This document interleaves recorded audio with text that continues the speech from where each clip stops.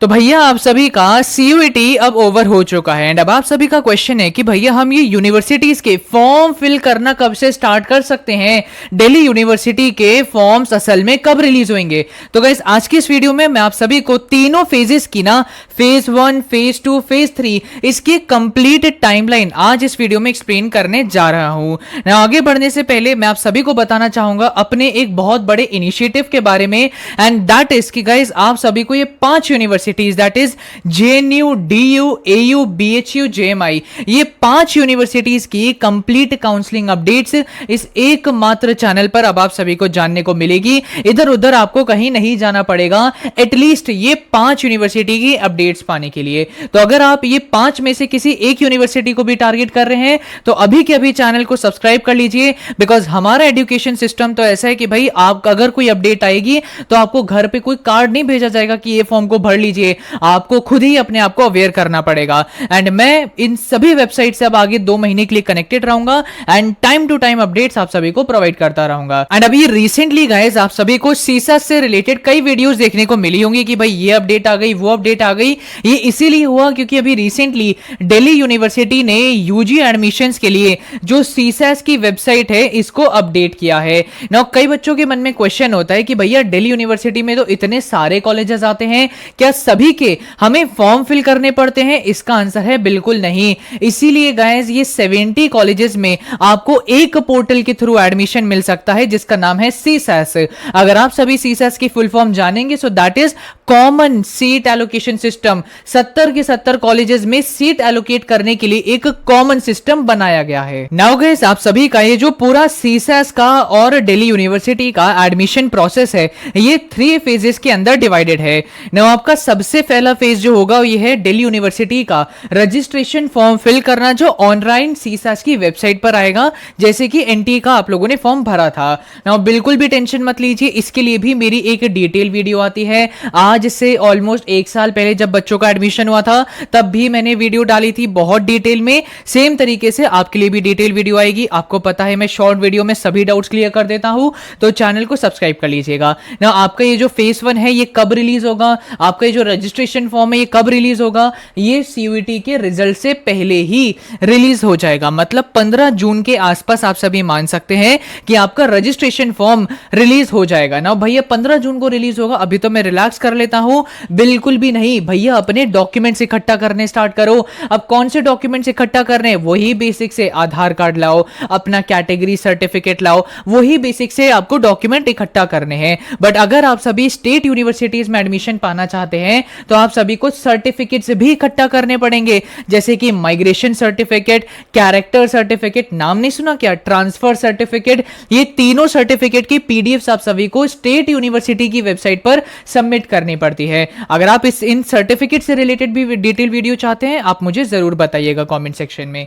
Now आपका जो phase 2 है, फेज 2 होता है आप सभी के प्रेफरेंस फिलिंग का और इसी फेज 2 के अंदर आप सभी को सब्जेक्ट मैपिंग भी करनी पड़ती है। और ये जो आप सभी का फेज 2 है ये सीयूईटी रिजल्ट के बाद रिलीज होगा। मतलब पिछले साल 17 जुलाई के आसपास रिलीज हुआ था। आप थोड़ा सा इस टाइम 10 जुलाई तक मान सकते हैं कि आपका फेज 2 ओपन कर दिया जाएगा।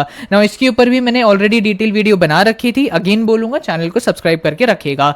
नाउ ये बहुत ज्यादा इंपॉर्टेंट प्रोसेस होता है प्रेफरेंस फिलिंग का। घर पे खाली मत बैठो, अभी ही अपनी लिस्ट बनाना स्टार्ट करो कि यार मुझे दिल्ली यूनिवर्सिटी के 70 कॉलेजेस में एडमिशन चाहिए, लेकिन मैं सबसे पहले कौन से कॉलेज को रखूंगा, सेकंड किसको रखूंगा, थर्ड किसको रखूंगा, 10th किसको रखूंगा, 12th किसको रखूंगा। 1 से लेके 70 तक अपनी रैंकिंग बनाना स्टार्ट कर दीजिए। आप सभी को कॉलेज प्लस कोर्स की प्रेफरेंस फिलिंग करनी पड़ती है जो थोड़ा सा टेडियस एंड कॉम्प्लेक्स टास्क होता है, बट डोंट वरी मैं इसमें आपकी आगे चल के जरूर मदद करूंगा। एंड आगे बढ़ने से पहले मैं उन स्टूडेंट्स के साथ बात करना चाहूंगा जो आगे चल के एसएससी का एग्जाम देना चाहते हैं, जीमैट का एग्जाम देना चाहते हैं, सीयूटी यूजी 2025 का एग्जाम देना चाहते हैं या फिर कोई बैंकिंग एग्जाम की तैयारी करना चाहते हैं। ये सभी बड़े एग्जामिनेशंस के अंदर इंग्लिश एक बहुत बड़ा रोल प्ले करता है जिसके अंदर अच्छा खासा पार्ट रहता है वोकैबुलरी सेक्शन का। और ये वोकैबुलरी सेक्शन को स्ट्रॉन्ग करने के लिए मैं आप सभी को सजेस्ट करना चाहूंगा नियॉन पब्लिकेशन की अवतार 1 और अवतार 2 बुकलेट, जिसमें से अवतार 1 के अंदर आप सभी को 10,000 से भी ज्यादा वर्ड मिलते हैं with their definition, synonym, antonym, tips and tricks and 20 से भी ज्यादा टेस्ट आप सभी को मिलते हैं। और अवतार 2 बुक के अंदर आप सभी को 3,000 से भी ज्यादा इडियम्स फ्रेजेस, 1,000 से भी ज्यादा फ्रेजल वर्ब्स, 1,000 से भी ज्यादा एप्रोप्रिएट प्रेपोजिशंस एंड 30 से भी ज्यादा इंग्लिश के टेस्ट मिलते हैं। सो अगर आप सभी एसएससी, जीमैट या सीयूटी यूजी 2025 या बैंकिंग एग्जाम की तैयारी कर रहे हैं तो नियॉन पब्लिकेशन लेना मत भूलिएगा। इसका link is given in the description box. And guys, इसके बाद आता है सबसे आखिरी phase and that is phase 3, seat allocation process. Now guys, इस पर्टिकुलर फेज के अंदर आप सभी को अपना कॉलेज और जो कोर्स आपको अलॉट हुआ है ये पता चल जाता है। नाउ अगर आपको लगता है कि भैया मुझे जो कोर्स और कॉलेज अलॉट हुआ है ये सही नहीं लगा, मेरे और अच्छे मार्क्स आए हैं, मुझे बेटर कॉलेज मिलना चाहिए, तो आपको एक ऑप्शन दिया जाता है दैट इज अपग्रेड का। अगर आप सभी अपग्रेड करते हैं और बेटर कॉलेज में अगर कोई सीट खाली होती है तो वो आपको दे दी जाती है। लेकिन अगर आपको फील होता है कि भैया जो मुझे कॉलेज और कोर्स मिला है मैं उससे सैटिस्फाइड हूं, मैं उससे बिल्कुल संतुष्ट हूं, तो आप सभी फ्रीज बटन आप सभी को दिया जाता है। आप फ्रीज बटन पे क्लिक करके उस पर्टिकुलर कॉलेज की फी पे करके आप एडमिशन ले सकते हैं। नाउ ये जो फेज 3 है ये कब रिलीज होगा? ये अराउंड 1 अगस्त तक रिलीज होगा। ये बोला जाता है कि भाई first merit list is out, जो जिसकी वीडियो मैं पहले 1 साल पहले बना चुका हूं।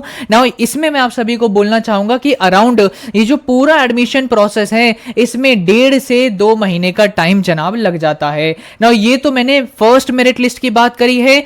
फर्स्ट लिस्ट आती है, सेकंड लिस्ट आती है, थर्ड लिस्ट आती है, स्पॉट राउंड 1 आता है, स्पॉट राउंड 2, स्पॉट राउंड 3, 6 से भी ज्यादा राउंड्स ऑफ एडमिशन कंडक्ट किए जाते हैं। सो छोटा मोटा नहीं बट बहुत लंबा प्रोसेस होता है। नाउ इसके बाद एक बहुत ही ज्यादा कॉमन क्वेरी जो स्टूडेंट्स के मन में है एंड दैट इज कि भैया मैं अपने सीयूटी फॉर्म के अंदर अगर कोई यूनिवर्सिटी या फिर कोई कोर्स भरना भूल गया तो क्या मुझे स्टिल उस यूनिवर्सिटी या फिर उस कोर्स में एडमिशन मिल सकता है? इसका आंसर हाँ है या ना है? इसका आंसर है यस गाइज। आप सभी के साथ प्रॉब्लम है कि आपको जो इंफॉर्मेशन बुलेटिन है आप पढ़ते नहीं है।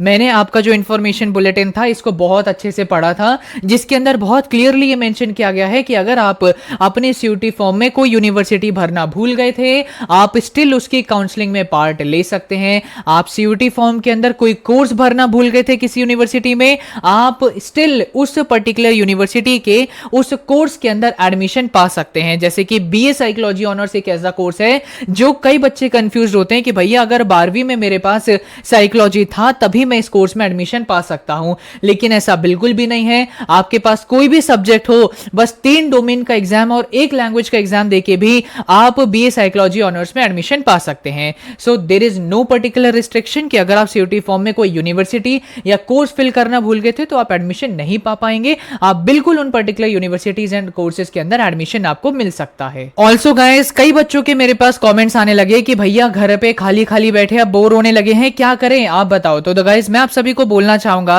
कि अपनी प्रेफरेंस लिस्ट बनाना आप अभी से स्टार्ट कर दीजिए कि भाई आपका कौन से कोर्स में जाने में इंटरेस्ट है। सिर्फ 1 या 2 कोर्स पकड़ के मत बैठिए, कम से कम अपने लिए 6 से 7 कोर्सेज ऑल्टरनेटिव के फॉर्म में रेडी रखिए। इसी के साथ साथ किसी एक यूनिवर्सिटी नहीं बट मल्टीपल यूनिवर्सिटीज में अप्लाई करने की कोशिश करिए। नाउ इस बार ये बोला जा रहा है कि आपकी कॉमन काउंसलिंग पोर्टल बनाया जाएगा। वैसे तो common counselling portal Delhi university के लिए है, लेकिन आप सभी को डीयू में अगर एडमिशन चाहिए तो उसके लिए अलग पैसे देने पड़ेंगे। बीएचयू में चाहिए तो उनका अलग पोर्टल है, वहां अलग पैसे। जेएमआई में चाहिए तो उसके अलग पैसे। जेएनयू में चाहिए तो अलग पैसे। तो बच्चों के बहुत पैसे सिर्फ फॉर्म भरने में ही खर्च हो जाते हैं। तो पिछले साल ये बात चल रही थी कि सभी यूनिवर्सिटीज के लिए भी एक ही पोर्टल डेवलप किया जाएगा। तो लेट्स सी इस बार क्या होता है।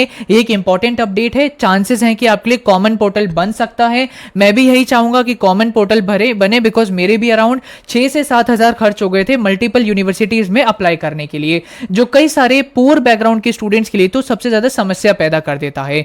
तो बेटर है कॉमन पोर्टल बने, बट स्टिल मैं आप सभी को बोलना चाहूंगा कि आप सभी अलग अलग कोर्सेज की अपनी लिस्ट बनाना स्टार्ट करिए और जो जो यूनिवर्सिटीज में आप एडमिशन लेना चाहते हैं उसकी भी एक ऑल्टरनेटिव लिस्ट बनाना स्टार्ट कर दीजिए। बाकी मिलते हैं अपनी अगली वीडियो में। चैनल को सब्सक्राइब करना मत भूलिएगा। Thank you and all the very best.